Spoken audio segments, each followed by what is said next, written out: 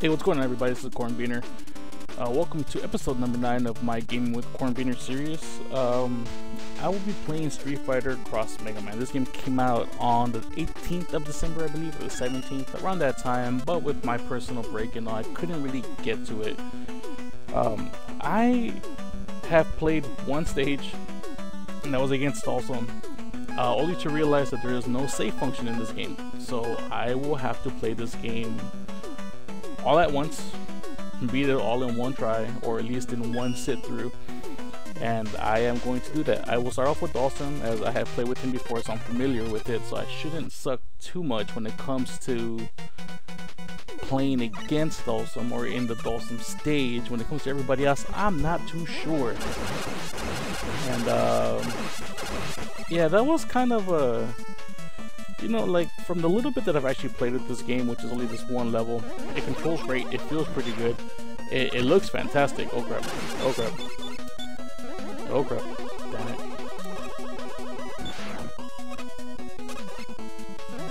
And, you know, but the only thing that kind of threw me was there was no save function, there was no throwback to, passwords that were used back in the days for anybody who's, like, under the age of 15. Passwords were basically the way we saved progression back in the days. I know it's like dinosaur technology. It's like trying to explain VHS to kids, you know, and tracking and all that other stuff. All my dinosaur subscribers and old school gamers know what I'm talking about. Oh, damn it. And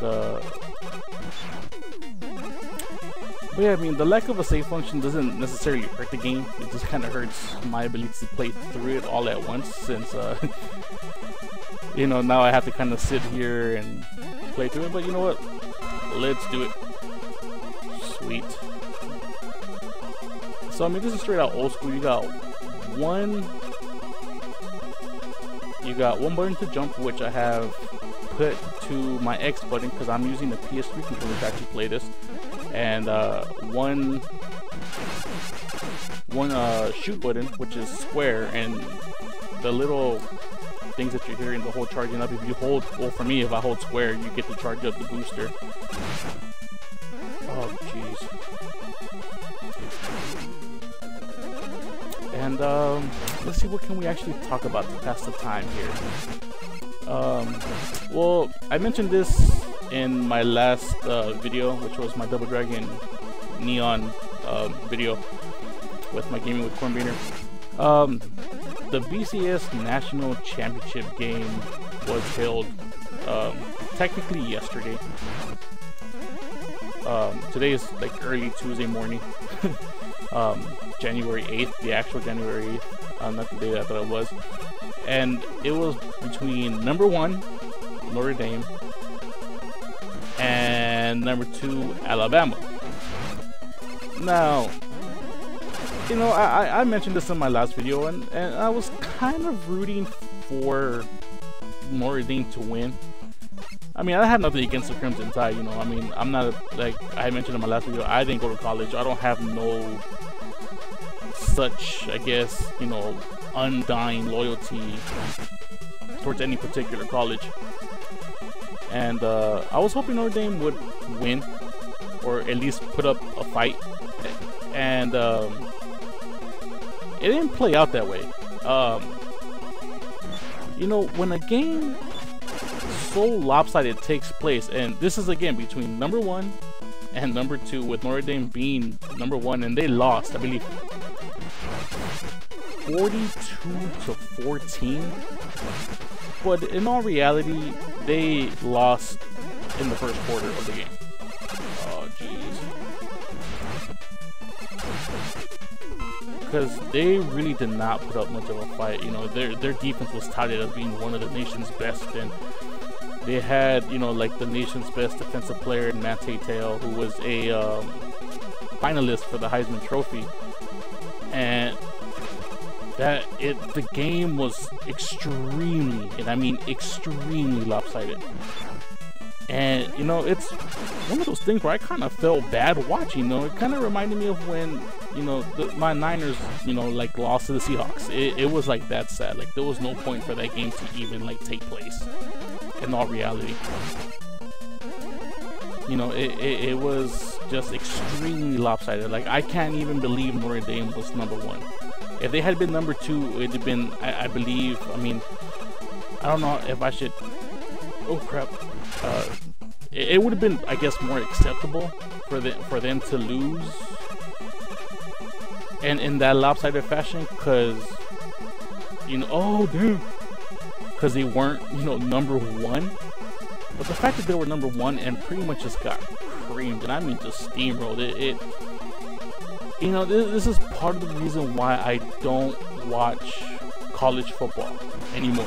You know, I used to be a big fan. You know, back, you know, I'm from SoCal, I'm from Southern California, and back when USC had drafted, you know, Reggie Bush and Matt Leinart and all those other people, you know, I was a bandwagon near. I'm not gonna lie. You know, oh damn.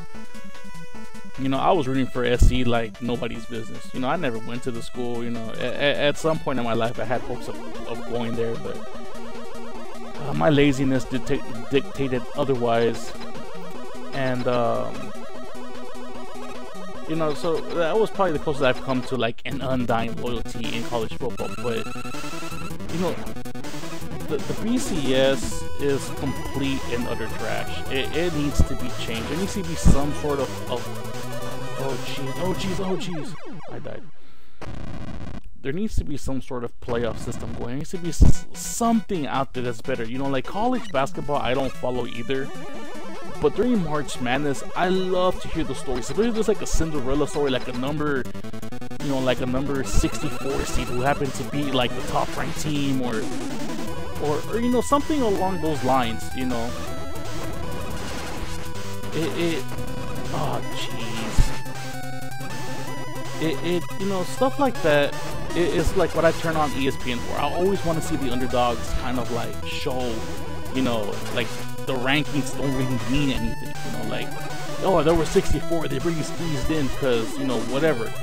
And when you see the smaller teams, you know, like a Gonzaga from back in my days, oh jeez, Ultra, you see like a Gonzaga win, you know, or I'm hard pressed to find, you know, a Fresno State or you know, teams like that. You know, it's exciting to hear about it, and it's sad that college football doesn't have that. College football is one of the most hypocritical, one of the most hypocritical organizations out there. And the reason why I say that is because, like, dude, what's wrong with the playoff system? Give me a playoff system. Everybody wants a playoff system. If you had, like, I'm gonna put it out there, top 4 teams, 1 through 4. You know, there's a whole month where these teams don't. Sweet.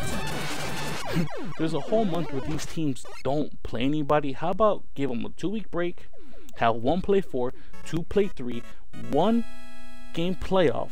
The winner of those 2 games goes to the BCS title game. That way, there's not a month-long rust on there. You know, they have, you know, a tune-up, and you know, I think it'd make better for what it was. But this is pretty sweet. Get up here. I like this, and I feel sorry for Dan. But you know, that's my take on what I feel needs to happen with the BCS. So let me know what you guys think. Sorry I didn't talk that much about the game. I will get to it. We have a whole bunch to talk about, but that's my take on the BCS. What happened today.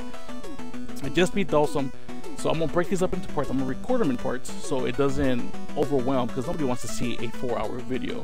So I'm gonna do it in parts, and